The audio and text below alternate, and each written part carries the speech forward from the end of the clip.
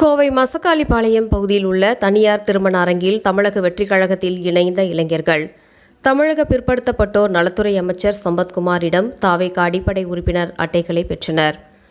கோவை மசக்காளிப்பாளையம் பகுதியில் உள்ள தனியார் திருமண அரங்கில் தமிழக வெற்றிக் கழக கோவை கிழக்கு மாவட்டம் சார்பில் தமிழக வெற்றிக் கழக நிர்வாகிகளான பாலமுரளி கிருஷ்ணன் மற்றும் அபய் கிருஷ்ணன் தலைமையில் மாபெரும் மாற்றுக் கட்சியைச் சேர்ந்தவர்கள் 500க்கும் மேற்பட்டோர் பிற்படுத்தப்பட்டோர் நலத்துறை மற்றும் கோவை மாவட்ட பொறுப்பு அமைச்சர் சம்பத்குமார் முன்னிலையில் தமிழக வெற்றிக் கழகத்தில் தங்களை இணைத்துக் கொண்டனர். இந்நிகழ்ச்சியில் கோவை கிழக்கு மாவட்ட செயலாளர் யுவராஜ், சிங்காநல்லூர் சட்டமன்ற உறுப்பினர் கிரி பிரசாத், பகுதி செயலாளர் சரத்குமார், தாவேகா நிர்வாகிகள் வைரமணி, போனஸ் பாபு, உமா மகேஸ்வரி, மணிகண்டன், அமிர்தலிங்கம், இந்திராமணி, ஜார்சல் பீட்டர், நாகராஜ், சுரேஷ் பாபு, புவனேஷ் ராஜ் மற்றும் தமிழக வெற்றிக் கழக நிர்வாகிகள் பலர் கலந்து கொண்டனர். முன்னதாக விழாவில் கலந்து கொண்ட தமிழக பிற்படுத்தப்பட்டோர் நலத்துறை அமைச்சர் சம்பத்குமாருக்கு உற்சாக வரவேற்பு அளிக்கப்பட்டது. தொடர்ந்து மாற்றுக் கட்சியைச் சேர்ந்த 500க்கும் மேற்பட்ட இளைஞர்களுக்கு தமிழக வெற்றிக் கழக அடிப்படை உறுப்பினர் அட்டைகளை அமைச்சர் வழங்கினார். தொடர்ந்து செய்தியாளர்களிடம் பேசிய அமைச்சர் சம்பத்குமார் கூறியதாவது: அனைத்து கட்சியினரும் நமது தாவேகா கட்சியில் இணைந்துள்ளனர். அவர்களுடன் இணைந்து மக்களுக்கு நல்லது செய்ய வேண்டும் என்றார். தொடர்ந்து முன்னாள் முதல்வர் மு.க. ஸ்டாலின் தாவேகா கட்சியை தீர்ந்து போன கட்சி, இங்கு இதற்கு மேல் சரக்கு இல்லை என்று கூறி வருகின்றார் என்றும் செய்தியாளர் கேட்ட கேள்விக்கு அமைச்சர் கூறியதாவது: தீர்ந்து போன கட்சி யார் என்பது மக்களுக்கு தெரியும்.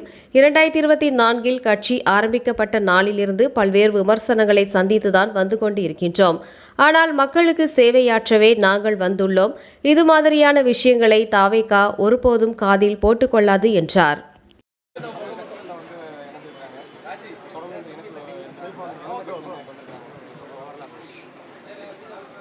இன்று அனைத்து கட்சியிலிருந்து அதை குறிப்பிட்டு சொல்லக்கூடிய அளவுக்கு இல்லாமல் திமுக, அதிமுக என்று அனைத்து கட்சியில் இருக்கக்கூடிய ஒற்றை சிந்தனையுடைய மக்கள் மேலே நம்பிக்கை இருக்கக்கூடிய, மக்களுக்கு நல்ல இருக்கக்கூடிய சிந்தனை இருக்கக்கூடிய பல்வேறு கட்சியில் இருக்கக்கூடிய தோழர்கள் என்று தமிழக வெற்றிக் கழகத்தில் இணைஞ்சிருக்காங்க. அவங்கள வரவேற்கின்றோம். அவங்களோட பயணிக்கக்கூடிய ஒரு நல்லதொரு வாய்ப்பே இன்று இந்த இடத்துல கிடச்சிருக்குது. நல்ல முறையில் பயன்படுத்திக்குவோம்.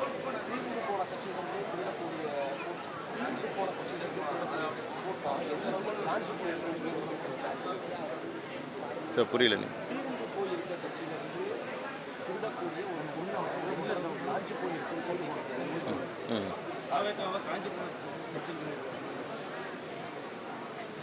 நீ ஓகே ஓகே முதலமைச்சருடைய கருத்துக்கு நம்ம சொல்கிறதுக்கு என்ன இருக்குது? முதலமைச்சருடைய கருத்தை பற்றி நம்ம ஓகே ஓகே நீங்கள் முதல்வர்னு சொல்லிட்டு இருக்கீங்களே. நீங்கள் அப்படி சொல்லவே இல்லை. நீங்கள் என்ன சொல்லுங்கள்?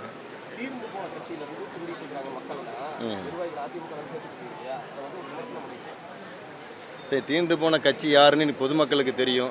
ஏற்கனவே அவங்களுக்கு உண்டான தீர்ப்பை கொடுத்துட்டாங்க. யார் தீர்ந்து போன கட்சின்னு மக்கள் அவங்களுக்கு தீர்ப்பிலேயே நிரூபித்து காமிச்சிட்டாங்க. இன்னி வளர்ந்துருக்கக்கூடிய கட்சிகள் ஏற்கனவே நாங்கள் 2024 தமிழக வெற்றிக் கழகம் கட்சி ஆரம்பிக்கும் பொழுது அவங்களோட விமர்சனங்கள் மட்டும்தான் அவங்கள செய்ய முடியுது. ஆனால் எங்களுடைய பாதை மக்களுக்கு உண்டான பாதை என்பதை நாங்கள் ஒரே பாதையில் பயணிச்சுக்கிட்டு இருக்கிறோம். இல்லை, எங்களுக்கு உண்டான பாதைகள் மக்களுக்கு தேவையானதை மட்டும் செய்யக்கூடியது. மக்களுக்கு உண்டான செயல்பாடுகளையும் மக்களுடைய தேவைகளையும் சிந்திக்கக்கூடிய ஒரு தலைவர் இருக்கிறாருன்னா இன்று இருக்கக்கூடிய மாண்பு முதலமைச்சர் அவர்கள், நம்முடைய தளபதி அவர்கள் தாங்கிறது உறுதியாகவே நாங்கள் சொல்கிறோம். இது மக்கள் பார்த்துட்டு தான் இருக்கிறாங்க. இருக்கக்கூடிய அனைத்து நேரங்களையும் மக்களுக்கு உண்டான சேவைகள் மட்டும்தான் செஞ்சுட்ருக்காரு. அது செயல்பாடுகளும் காட்டக்கூடிய ஒரு முதல்வராக இன்று நமது மாண்பு முதலமைச்சர் செயல்பட்டுருக்காரு. அதில் யார் தீர்ந்து போன கட்சி என்பதை மக்கள் அறிவார்கள். அது அவங்களுக்கே அந்த கேள்வி அவங்களுக்கே நாங்கள் இதை திருப்பி வைக்கிறோம்.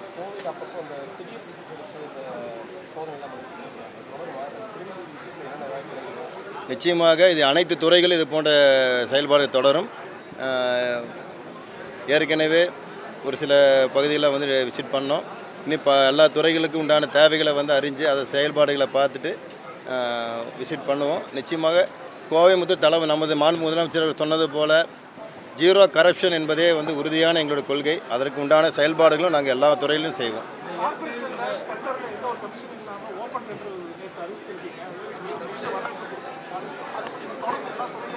அது ஏற்கனவே மாண்பு பொதுப்பணித்துறை அமைச்சர் அவர்கள் ஏற்கனவே சொல்லிட்டு போயிருக்காரு. இது ஓப்பன் டெண்டர் தான் கொடுக்க போகிறோம். இது டைரெக்டாக பிட்டு அவங்க டைரெக்டாக தான் வரப்போகுது. எந்த ஒரு நேரடியாக இருக்காதுன்னு சொல்லியிருக்காரு. அதை செயல்படுத்திகிட்டு இருக்கிறோம். மக்களோட வரவேற்பு நிச்சயமாக எங்களுடைய செயல்பாடு இது எல்லா துறைகளிலும் இருக்குங்கிறத நாங்கள் நம்பி உறுதியாக சொல்கிறோம்.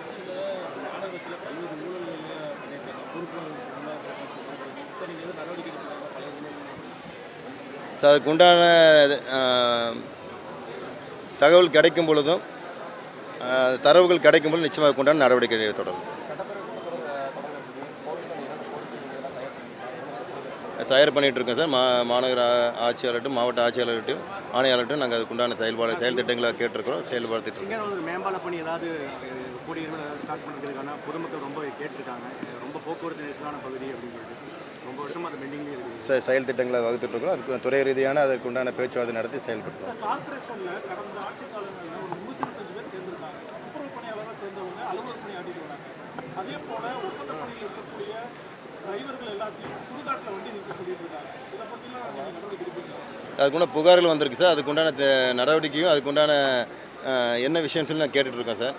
ஆமாம், கேட்டிருக்கோம். அதுக்கு புகார் வந்துச்சுங்க. அந்த தொழிலாளர்கள் வந்து எங்கிட்ட சொன்னாங்க, ஒரு இடத்துல வந்து சுடுகாட்டில் வந்து வண்டி எடுத்து சொல்லியிருந்தாங்க சொல்லி புகார் வந்துச்சுங்க. அதை நான் கேட்டிருக்கேங்க. அது துப்புரவு பணிக்கு ஒரு நாள் கூட வரல. அவங்க தொடர்ந்து அலுவலர் பணி ஆடிட்டு வராங்க. துப்புரவு பணிக்கு ஆள் ஷார்ட்டேஜாக இருக்குது. அதுக்காக தான் ஆள் எடுத்தாங்க. ஆனால் அவங்க குறுக்கு பணிக்கு அலுவலர் பணி ஆடிட்டு இருக்காங்க. அதுக்கு தான் நடவடிக்கை எடுக்கணும். ஸோ அந்த புகார் நீங்கள் சொன்னதுக்கப்புறம் தான் தெரியுது. நான் அதை விசாரிக்கிறேன் சார்.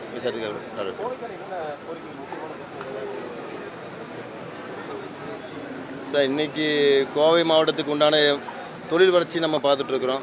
தொழில் வளர்ச்சிக்கு உண்டான சிறு குறு தொழிலுக்கு உண்டான மக்களுக்கு தேவையான இளைஞர்களுக்கு தேவையான பயிற்சிகளும் அதுக்குண்டான அபிவிருத்திகளும் செய்யக்கூடிய இதில் இருக்கும். அனைத்து துறைகளில் இருக்கக்கூடிய தேவைகள் மக்களுக்கு தேவை இருக்குது.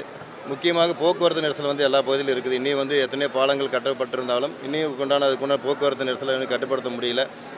இப்போ வரக்கூடிய 5 வருட காலங்களில் அடுத்த 50 வருடத்துக்கு கோயம்புத்தூர் தேவையான திட்டங்களை வந்து வகுக்கிறது எங்களுடைய லட்சியமாகவே இருக்கும். அதுக்கொண்டு செயல் திட்டங்கள் செயல்படுத்தும் என்பதை நான் தெரிவிச்சுக்கிறேன். தேங்க்யூ.